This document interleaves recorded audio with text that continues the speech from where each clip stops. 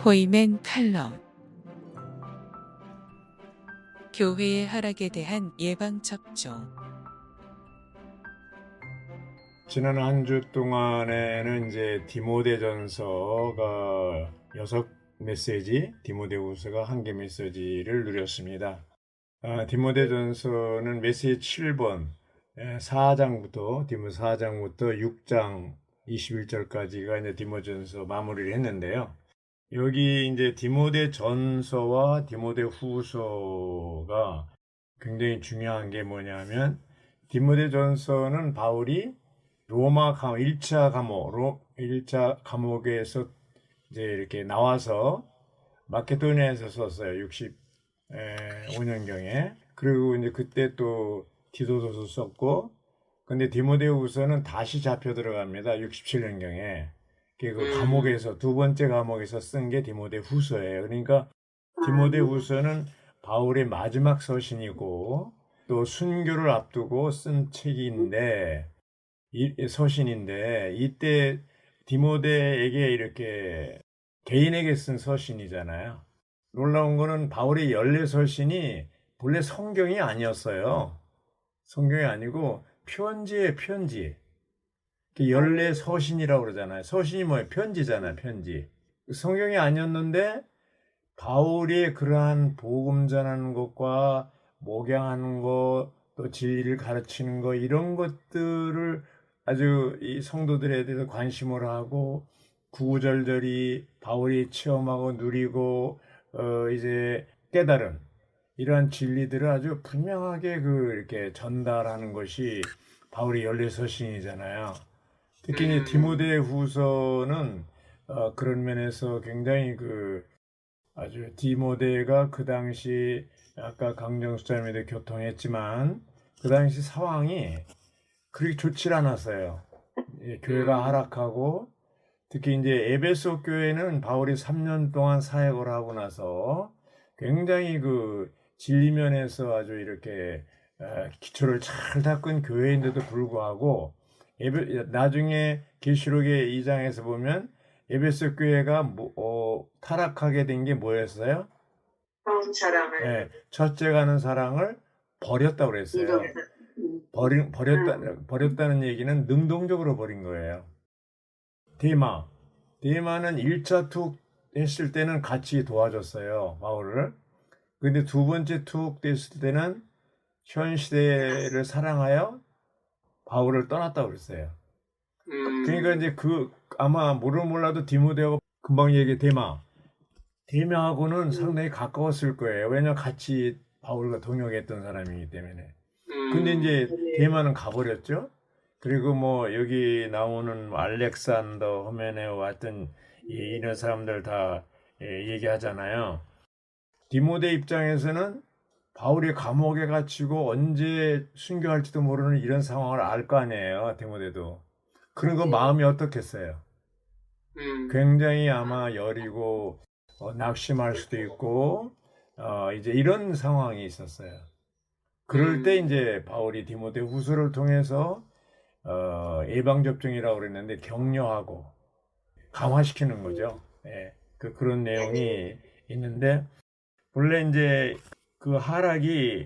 하락을 처리하려면 진리가 유지돼야 된다고 그랬어요. 교회 하락이 처리되려면 진리가 유지돼야 되는데 첫 번째 서신에서 하나님은 구원받은 모든 사람이 진리를 온전히 알기를 원하신다는 것과 2장 4절이죠. 교회가 진리의 기둥과 기반이라는 것을 강조했어요. 디모데전서 3장 15절. 그리고 2번째 서신에서는 진리의 말씀을 올바르게 밝히는 것, 디모데후서 2장 15절, 또 빗나간 사람들이 진리로 돌아와야 한다는 것을 강조했어요. 2장 25절. 여기서 진리는 뭐냐면 하나님의 신약 경륜이에요.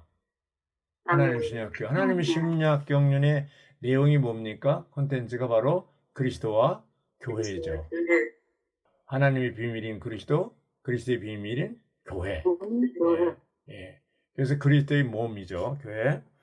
교회는 이 모든 이 진리를 다 지탱하고 있는데 실제를 지탱하는 기둥이고 붙들어주는 기반이라고 그랬어요. 그러니까 이제 오늘날 교회 생활이요.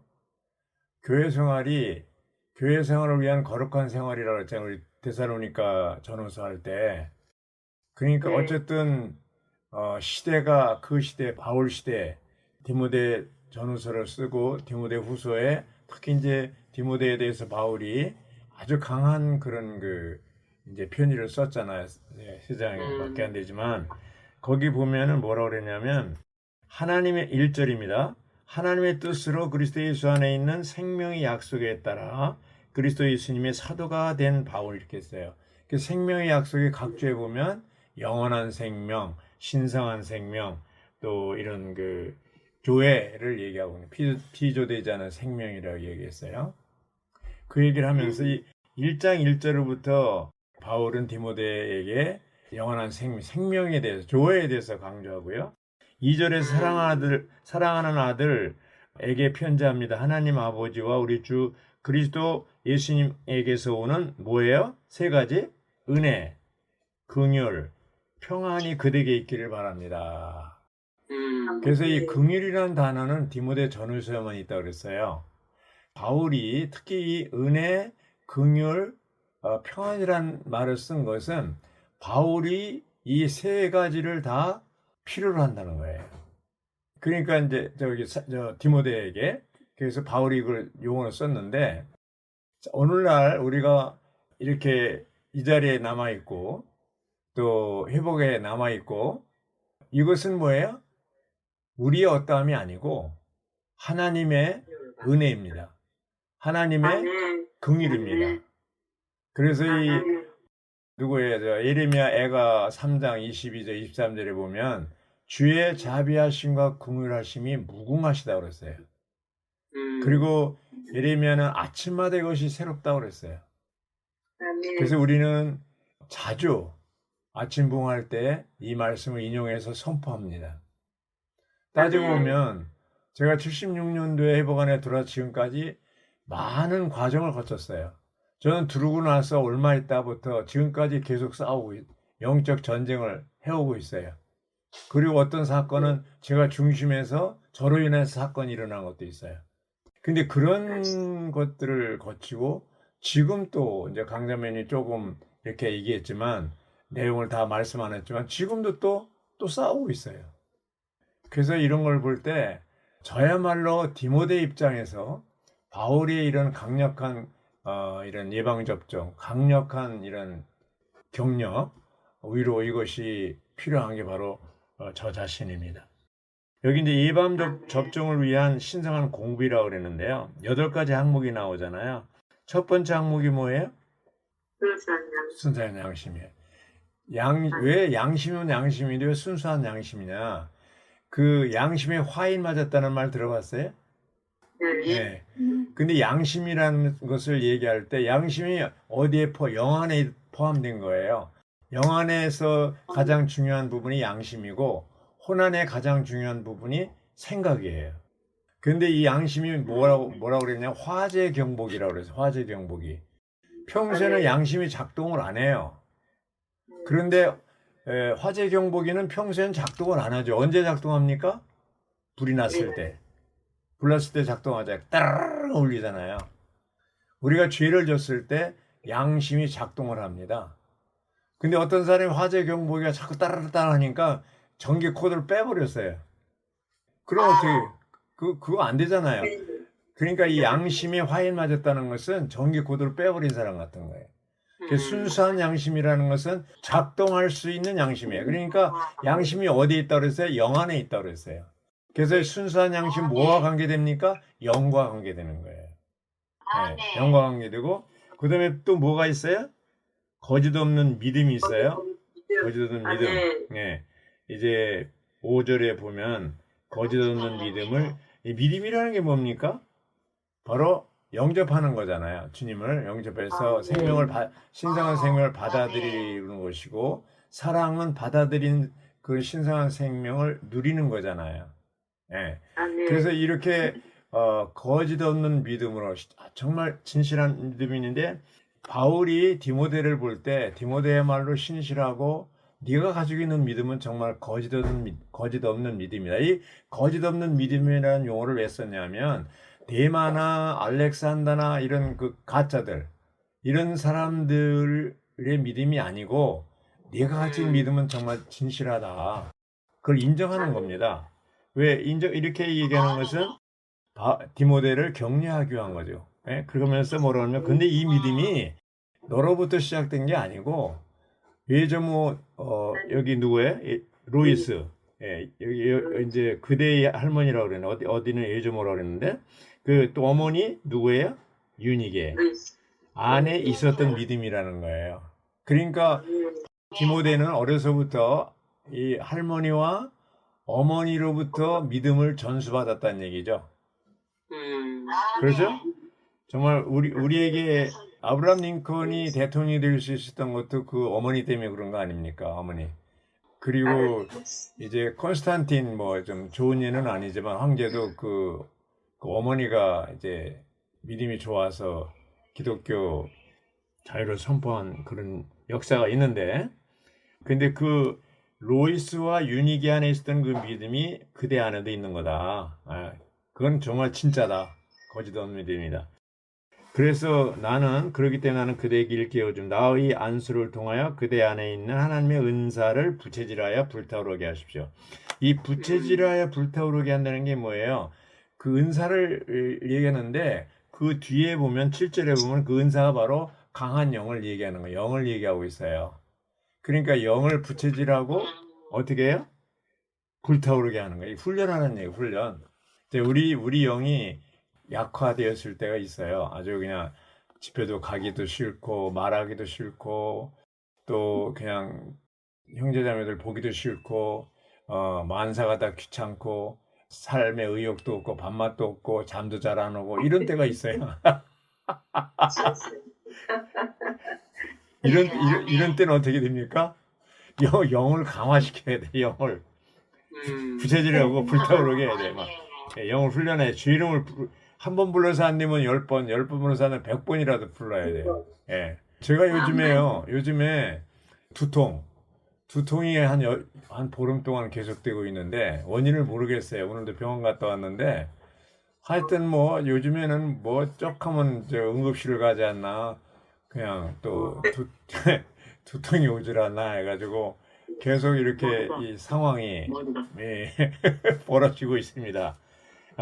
이런 가운데서 여전히 영을 강화하고 주님의 이름을 많이 부르고 이렇게 이제 부채질하고 있습니다. 그래서 이 거듭난 영, 우리 안에는 놀라운 생명, 여기 보면 이제 능력의 영, 사랑의 영, 맑은 생각의 영이다. 의지와 감정과 생각과 하게 된다 그랬잖아요. 그래서 이제 7절에도 강한 영을 얘기했고요. 이제 시간이 없기 때문에 그 다음에 또 어디 나옵니까? 2번을 보면 영원한 은혜가 나오잖아요. 9절에 영원한 은혜는 메시지 2번에 우리 장로훈련 메시지 2번이 9절이 요절이에요. 제목이 뭐였냐면 하나님께서 그분 자신의 목적에 따라 우리를 부르심 이렇게 됐잖아요. 아까 이제 배현진 자매도 9절을 얘기한 것 같은데 그래서 이런 걸 볼 때 하나님의 자신의 목적을 이루기 위해서는 우리에게 뭐가 필요하냐면 영원한 은혜가 필요한 거예요. 아까도 은혜와 긍휼과 평안이라고 그러잖아요. 이 세 가지가 정말 이 세 가지 항목 우리가 꼭 필요한 항목입니다. 디모데에게만 필요한 게 아니고 우리에게도 꼭 필요한 겁니다. F번 10절에 썩지 않는 생명. 썩지 않는 생명은 뭐 영원한 생명이잖아요. 그래서 이런 항목 또 내주하는 영 이렇게 되는데 여기 보면 다 결국 이 8가지의 예방접종의 핵심이 뭐냐면 영원한 생명이고 조회 그 다음에 강한 영이에요. 강한 영. 네. 그래서 우리가 이제 거듭났을 때 아까 이영수자매님도 고린도전서 6장 17절을 결론을 맺으셨는데 그 주합하는 자는 한 영이 됐다고 그랬잖아요. 생명 주는 영과 사람의 영 합해서 한 영이 됐다고 그랬잖아요. 이 한 영이 뭐예요? 연합된 영이거든요. 그래서 우리가 이제 주님과 함께 연합된 영 안에서 살고 행하고 처신하는 것이 우리의 교회 생활이고 거룩한 생활이잖아요. 그래서 이제 지금 이제 예방 접종이라는 결국 뭐예요? 신성한 생명으로 거듭날 뿐 아니라 계속해서 우리는 이 신성한 생명, 영원한 생명, 교회를 매일 누리고 또 연합된 영 안에서 영 안에서 이렇게 누리고 주의 이름 부르고 찬송하고 말씀을 선포하고 지체들과 교통하고 이런 모든 늘 이런 분위기 가운데서 살 때 우리가 보호받고 사탄의 공격으로부터 보호받고 이 시대를 이길 수 있는, 그렇죠? 이 타락한 교회가 어떠하든 세상이 어떠하든 정말 이러한 생명을 가지고 우리가 살면 이길 수가 있다 없다? 있습니다. 여기까지 하겠습니다. 아멘.